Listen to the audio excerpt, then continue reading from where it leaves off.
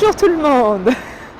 Bien, alors on va quitter donc le port de Santa Cruz et la ville de Santa Cruz qui est une ville quand même importante, qui est capitale 3 fois. Et on va prendre la route qui nous emmène directement à la ville de La Laguna qui est l'ancienne capitale de l'île. Voilà l'auditorium, regardez la pointe, hein, elle est dans l'axe du bâtiment inférieur. Et on va inaugurer un orgue spécialement fait pour cet endroit. On va faire toute la partie centrale. Mais auparavant, je voudrais vous expliquer comment on a eu la formation de l'île de Tenerife. Et ça va vous faire comprendre plein de choses quand vous allez les voir. 1056 km². Donc du fait que le volcan il est tellement grand, eh bien, il va faire comme un mur et il va bloquer des nuages qui bien souvent viennent du nord-est, c'est-à-dire par là. Ce sont les vents alizés. N'oubliez pas que les Espagnols sont venus aux Canaries, je vais vous raconter un petit peu l'histoire. Et des Canaries, eh bien, soit ils sont installés ici, soit ils ont continué vers l'Amérique. Ça veut dire qu'on passait par les Canaries pour aller en Amérique. On va quitter, on arrive déjà pratiquement à 600 mètres d'altitude. Et on va quitter l'autoroute pour nous conduire dans les routes qui nous emmènent au pic du Teide. Alors juste devant nous, eh bien, on a la vallée de la Orotava avec essentiellement Puerto de la Cruz au niveau de la mer, qui est la première station balnéaire, juste là. Et puis c'est dans cette vallée de la Orotava que le grand volcan, le pic du Teide, a glissé, pas celui-là, mais celui qui était avant, il a glissé pour aller jusque dans la mer. Alors on a les deux contreforts montagneux de cette vallée, 62 km², et on a les étages de la végétation avec la forêt de pins canariens avec ses longues aiguilles et la traversée que nous avons fait entre 1000 et 1800 mètres d'altitude, c'est la forêt de pins canariens depuis qu'on a laissé la Esperanza. On va passer à travers des rochers où il n'y aura pas de pins à partir de maintenant. Voilà. C'est pas beau ça? On ne peut pas descendre, hein, mais vous le voyez de Lucar. Regardez les nuages, comment ils bougent vite. On avance. Allez, spécialement pour vous. Là, il y a une partie du volcan qui a glissé aussi. Hein? Vous voyez là, on voit bien. Ici, on a un climat spécial, un cocktail de climat qui est un climat subtropical, océanique et de montagne. Ça veut dire que beaucoup de vent, pas d'arbres. La nuit, moins 29 et en été, plus 40. D'accord? Hiver très long, été très long, printemps très court, 3 mois seulement, mai, juin, juillet ou avril, mai, juin, ça dépend.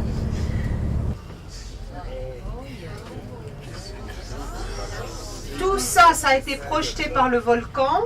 Ce qui est très clair, c'est de la pierre ponce, hein, vous connaissez la pierre ponce. Tout ce qui est plus foncé, c'est des roches qui ont été expulsées, mais qui contenaient du fer ou du manganèse. Hein, c'est pour ça que vous avez les couleurs. Et on voit bien la direction. D'accord ? Et on est ici à 2330 mètres. Vous voyez qu'on ne s'en rend pas compte. Ça fait entre 500 mètres et jusqu'à 2007. Et il fait tout le tour du grand pic du Teide. C'est ça qui fait 90 km de circonférence. Vous imaginez que le volcan soit au-dessus de nous. D'accord? C'est ça qui s'est écroulé et qui a glissé dans la partie nord. Voilà, c'est ça qu'on appelle Las Cañadas. Ensuite, on va voir les projections de bombes volcaniques. Qu'est-ce que c'est qu'une bombe volcanique? C'est quand il y a la température du magma qui a baissé, ça bouillonne, si vous voulez, très chaude, donc très liquide, et ça dégouline très vite comme un fleuve. Ça peut atteindre des 100 km/h. Ou alors, ça va beaucoup plus lentement, et à ce moment-là, ça freine, ça fait des coulées de lave pâteuses. Voilà, ça c'est vraiment un paysage lunaire. Puis il y a plein de gens qui viennent également pour faire des photos de mode pour les magazines, parce que la luminosité est très belle. Vous allez avoir de belles photos, c'est ça. Je vous rappelle que tout autour de nous, on a encore le grand cratère, le grand volcan qui s'est effondré, avec la montagne la plus haute sur la gauche, qui s'appelle la montagne de Guajara, où il y a également une galerie d'eau qui est connectée avec un hôtel. Donc, de toute façon, nous, on n'a pas le temps aujourd'hui, mais bien souvent en autocar, on ne prend pas le téléphérique parce que ça prend beaucoup de temps. Gracias, Massimo. Normalement, c'est tout rouge, mais celle-là, elle est un peu bizarre. Elle a perdu des fleurs et elle est en train de refleurir pour vous, peut-être. On va jusqu'au rocher de Garcia, où là, vous aurez la meilleure vue du pic du Teide et du vieux pic. Et là, vous avez la possibilité de monter, d'aller à pied, de voir la deuxième partie du volcan. Il y a un parador national qui est un hôtel d'État. Et il y a également des roches particulières qu'on peut appeler le rocher, le doigt de Dieu, le pouce de Dieu et même l'ours. Tu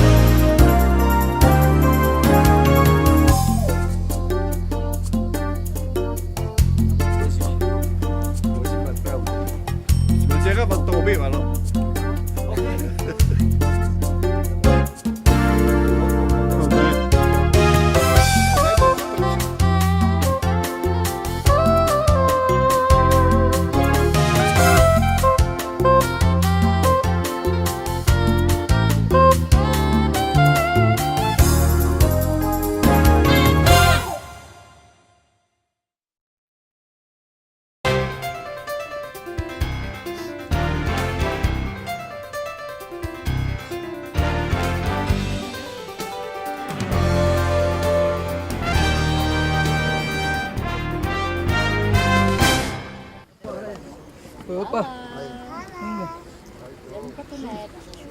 À partir de 1492, pour la première fois, on a Christophe Colomb qui passe par les îles Canaries et il s'arrête dans l'île de la Gomera. On a retrouvé des grottes funéraires parce que les premiers habitants, ils momifiaient leur corps, leurs défunts, comme en Égypte, étaient déposés sur une planche en bois de théa du pin canarien.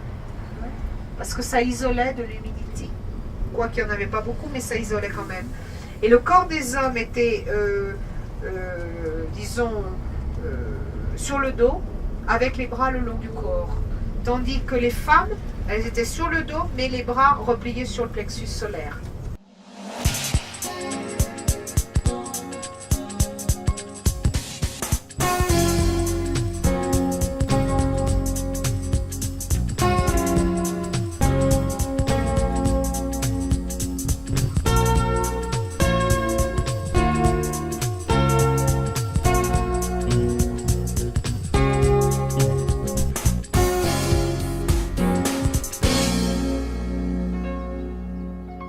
Les pommes de terre. La chair est disons, jaune comme un jaune d'œuf.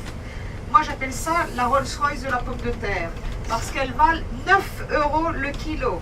Toutes les terrasses qui ont été faites avec la pierre volcanique, le basalte. Vous avez les dernières petites maisons à gauche avec les toits de chaume, ce sera les dernières qu'on verra. C'est uniquement sur ce versant de l'île. En ce qui concerne la ville de la Orotava, c'est donc une ville coloniale, de style colonial espagnol. Nous verrons les maisons des balcons, maisons du 16e, 17e, 18e siècle, réalisées avec la matière première des îles Canaries, c'est-à-dire le pin canarien, le Pinus canariensis, qui donne un bois très résistant, qui ne peut pas être mangé par les Aztèques, qu'on appelle le bois de théa. Tous les balcons seront faits ainsi, les toits, les plafonds, les fenêtres. Et normalement, dans les maisons de la noblesse, le rez-de-chaussée était pour les domestiques, premier étage pour la noblesse, et dernier étage où il y a ce grand balcon qui va d'un côté à l'autre de la maison, était spécialement pour sécher les grains. Et lors des processions, eh bien, les familles pouvaient voir la procession de chez eux du balcon tout en mangeant ou regardant la procession. Vous avez les vrais canaris qui sont là, hein? les petits oiseaux qui vivent dans la forêt et qui ont été exportés, disons, en Europe et dans le monde entier, qui sont tellement célèbres pour leur chant.